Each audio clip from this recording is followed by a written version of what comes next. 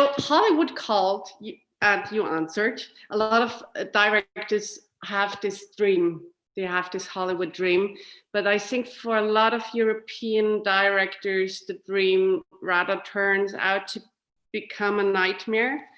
Why do you think it works so well for you? What's your secret? Or well, let's see how it continues. I don't know if it continues that way. So far, I like the spirit of filmmaking. I felt when I went there, there's a much, there's always, there's the cliche of Hollywood sort of suppressing the artistic voice. Yeah. Imposing an imprint of the studio system and so forth, but also I haven't made a big studio film, right? There were always big studio television projects or big, I'm developing a few studio films, but let's see how that system surely is a bit different, and has different pressures. And when the money becomes, it becomes a business, right? I mean, there's high money stakes. There's $100 million in a movie, $200 million, even if it's just 60, it's a lot of money, and people want that money back, and they're scared that it might go away, and so there's pressure.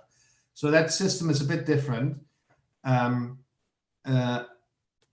but so far, what I've found in my conversations and in my development process and the pre-productions and planning of films, people have been very keen on hearing your voice and hearing what you want to do with this film. The fact is, just the process of attaching yourself to a film is very much, if you don't develop it on your own, but there's a few projects where you go like, oh, that's a great book. Mm-hmm. Or that's a great script that someone else has written. Or let's say it's a novel. You say, this is a novel and I don't have the rights. So someone holds the rights. I go to this rights person holder and say, this is the movie I want to make. And this is my pitch. This is my vision. They want to hear your vision. And I like that. I like because then they know, okay, that's his vision. I mean, they really want to know the filmmakers because they know the filmmaker will shape the film. And so I'm, and then you're going to want to make the same film, the same type of film. And so I feel. To me, America has so far been, or England, so far always been about the filmmaker. And very often here, it's almost the last thing that comes into play. And that's the big difference. And I almost find it liberating, that talk. That sounds wonderful. I'm only talking about films now where, let's say, I don't have the rights. It's someone else. Okay. If I write it and direct it, and then it's the same, people want to say, okay, he's the writer. Sure. But even if, I have the feeling that almost the respect for the filmmaker is even bigger in the States, in certain circles, to a certain extent. As I said, it becomes too big, the film, and the money too important, then it becomes a different ballgame. At a certain point, it's a management position too. Mm-hmm. It's not it's directing means you wrangle politics and 400, 800 people of crew. Sure. It's just, to me, it's pretty managerial, But is it like that if you're working on a huge series, like, for example, The Terror? So if you, for example, direct 3 episodes and then there's another director directing the 2nd and the 3rd episode, and then you come back, is it kind of a managing position? Or how does it feel? I mean, artistically. It's a mixture. There's always a certain management. I get it sounds so terrible, but with filmmaking, you need to wrangle actors and producers and crew, and it's quite. The Terror was probably 500 crew members. You know? It's, I mean, in the end, it's very satisfying because it comes down to the art of, you know, where do you put the camera and how do you make it look? And the Terror was especially rewarding because you have something on paper and you don't know, you know, like you have no clue what it'll look like. And you come to a studio, to a black room, to a black hole, and there's nothing there. And then slowly you get there and you have a production designer and a costume designer and you work with them, and for 2 months you talk, and suddenly you walk out of the office and there's an entire ship standing in the middle of a soundstage, and suddenly you realize, and then you walk into the costume department and they have, you know, all these furs and uniforms and costumes hanging on a coat rack, and you realize, oh, this is starting to take shape. And this is starting to, you know, this, become a whole new world. Yeah. Okay. What was in your head suddenly becomes a world. You know, you create a world, and that is really satisfying. Yeah, but that was actually my question. How does it feel to leave your baby if you like direct 3 episodes and then you have to go and come back like 3 months later? Is it strange? Well, no, it's absolutely fine. I mean, I have decided now that I will either make films or, you know, make the whole series. With something like The Terror, it's just impossible because there's too much post-production involved. Okay. It's just, I mean, the post-production, if I all did it myself, would take 1.5 years. And also, I don't really want to spend 2 years on one thing, or 3 years then in that case, you know. So I mean, it's at some point, it's also a little bit of a pragmatic thing. How much more am I going to get out of making 7 more episodes of The Terror? Okay. Yeah, makes sense. It starts to become a little bit repetitive. I was very happy after 50 shooting days to say, all right, I've done it. You know, like it's, I don't feel like I can stay another 100 days in this boat. You know, so at some point it's nice to let go. Also to say I'm really looking forward to the next project. Yeah. Okay. Yeah. There is a new project you honor. Yeah. I think you haven't finished it, right? Because of the pandemic, or have you? I had finished my episodes. I did 3 of them at the beginning. Tell us something about the series. Tell us a little bit about. Oh, the series is basically a story. There wasn't. Anyway, I tell you, the series is basically, it's Bryan Cranston plays a very conscientious judge in New Orleans, and he. Which New Orleans is quite a segregated city between black and white, and his son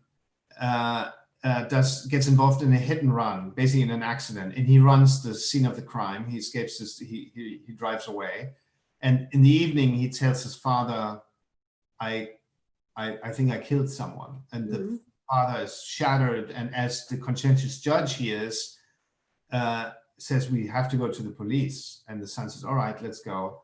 They go to the police, and the father goes in to prepare everything, and he sees a grieving man, and knows this man, and walks out of the police office, and the son says, what's going on? I thought we'd go to the police. And he says, we can't. You know who you just killed?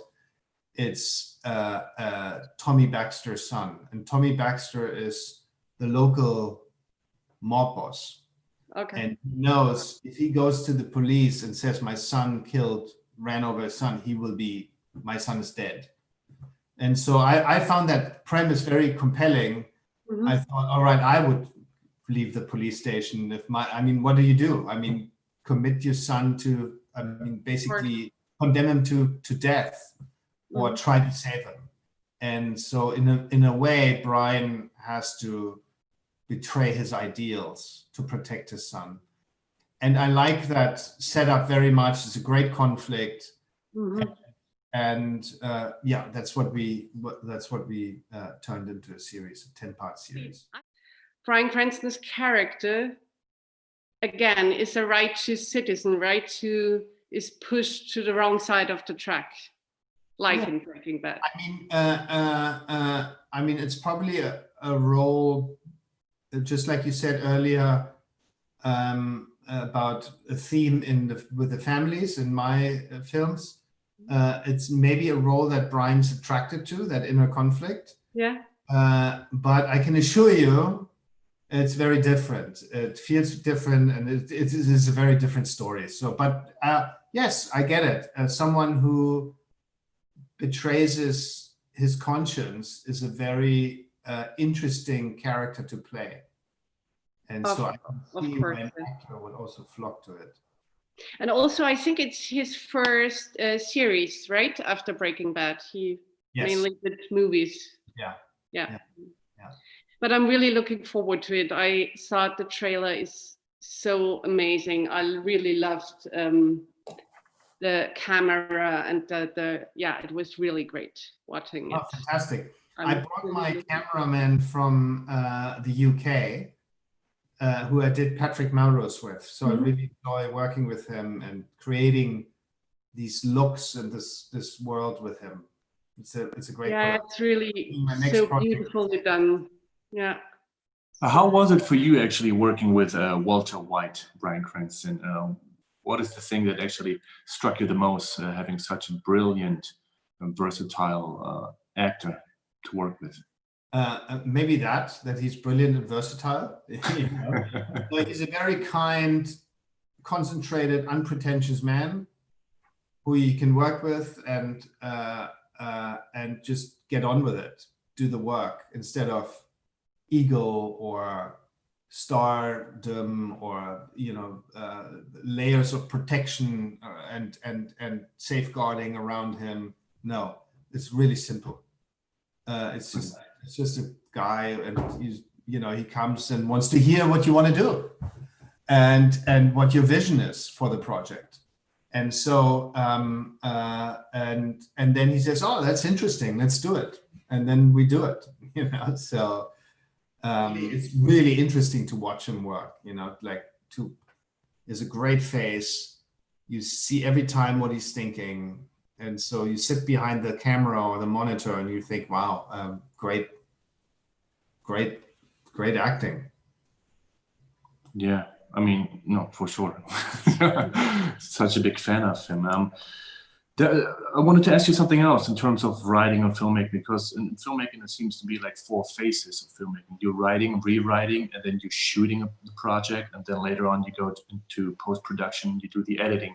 And then you adding music at the very end, maybe, or how is it for you? What do you prefer, or maybe not prefer, but how is the writing process for you? And then at the end, when you start shooting, what are the big differences for you? And tell me a little bit about this. Writing and shooting, making it. Well, writing is first of all very lonely and very concentrated and very you have to really dive into that story. And it's actually really hard for me when I'm writing to concentrate on anything else. I don't go out, I don't meet people, I'm very unsocial. I can't even, I'm interested in forming other thoughts than the story. Yeah? And I'm probably a really boring conversational partner when I'm into the script.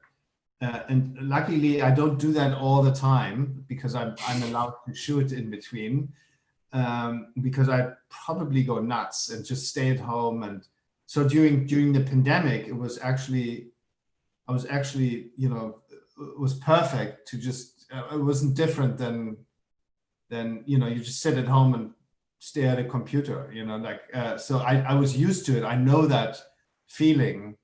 And it was actually quite a welcome change for me in pace, because I've been abroad so much. And so to just be at home and be able to write and focus on scripts was really wonderful. Not to find too many positive things in the world catastrophe. But so that's the main difference. That's just lonely and very concentrated and hard to break out of that concentration, that focus. And I'm usually then also very uninterested in other films or other,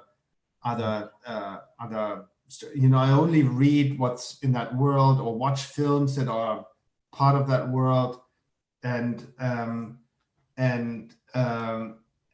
you know, it all has a single purpose, which is create that story and write that story until the end.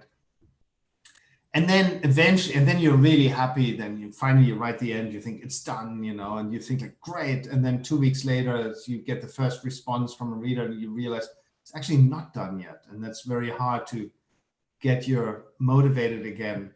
And then you overcome those obstacles, and finally, all your readers say, "Yeah, now I think it's in great shape." You know, like I don't know, your friends, your producer, your partner, you know, everyone kind of gives their impression, and you learn from that.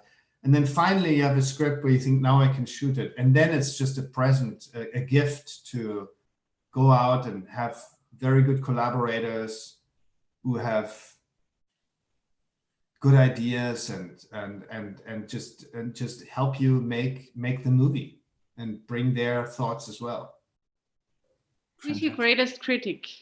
Is it yourself or your partner or? Probably myself. And I mean, yeah, I mean, the difficulty is to not, to really like what you write,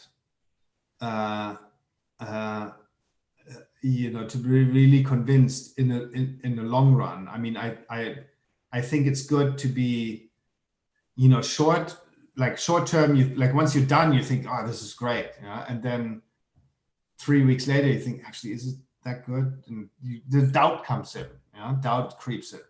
But also my wife is very critical. Very good. Well, thank you so much for your time. Sure. This was it's very such a pleasure to talk to you.